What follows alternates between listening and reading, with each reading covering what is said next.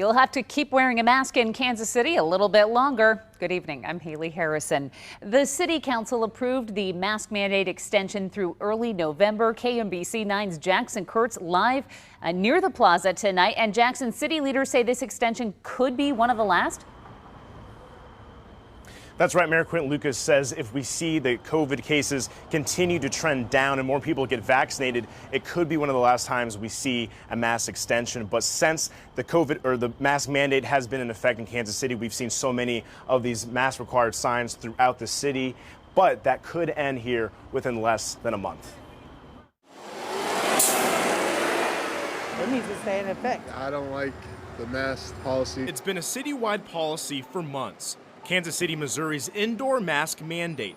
City leaders extended it through November 4th. I personally don't have much of a problem with it. This extension does not apply to religious-sponsored schools like the Catholic school system, but some people feel the mandate overall needs to go away. I just think that the mask mandate is just not convenient and it's just a hassle. While others want it to stay. Personally, I think until the numbers actually start going down more than a couple weeks, it needs to be in effect, period. Who knows? There could be another variant down the line. We could have this for years and years and years. Hoping that's not the case, many people are doing what they can to ride out the pandemic and stay healthy. Yes, they suck. It's annoying, but I'd rather have a sweaty face than having a respiratory problem, being in the hospital or dead. In Kansas City, Jackson Kurtz, KMBC 9 News.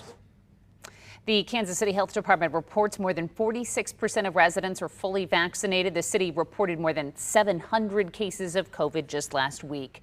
A small group of Honeywell employees protested its upcoming vaccine mandate today. They got together just across from the Kansas City National Security Campus. One employee tells us people have medical and religious reasons not to get the vaccine, and they should not lose their job because of that. Being coerced to either do something that violates their conscience, to do something that adds severe concerns that they might have around their medical history, or lose their job, that's not a position we should be putting people in. Honeywell is a contractor for the U.S. Department of Energy, and that means its employees fall under the president's vaccine mandate. The company sent us a statement saying vaccination is in the best interest of public health and best protects our most valuable asset, our workforce. We spoke with an employment lawyer who says getting a religious exemption for a vaccine can be especially difficult. Employers can ask questions about past vaccinations and even how often you worship. He adds employers don't have to do anything that would cause undue hardship to the business, and they can fire unvaccinated employees if they believe it puts their other employees at risk. President Joe Biden is calling on more employers to require vaccination. With vaccinations, we're going to beat this pandemic finally. Without them, we face endless months of chaos in our hospitals, damage to our economy, and anxiety in our schools, and empty restaurants, and much less commerce. According to a new White House report, organizations with requirements increased vaccination rates to more than 90%. Pfizer has officially asked the FDA to approve its vaccine for 5 to 11-year-olds, and that would expand access to 28 million more children. The dosage is a third of what the adults get, and if approved, the White House says it is prepared to deliver those doses. We are ready. We have the supply.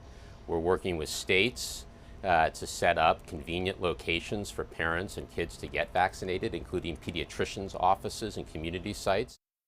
The FDA Advisory Committee will meet to discuss the data from Pfizer on October 26th. After that, the FDA and CDC will both need to approve it.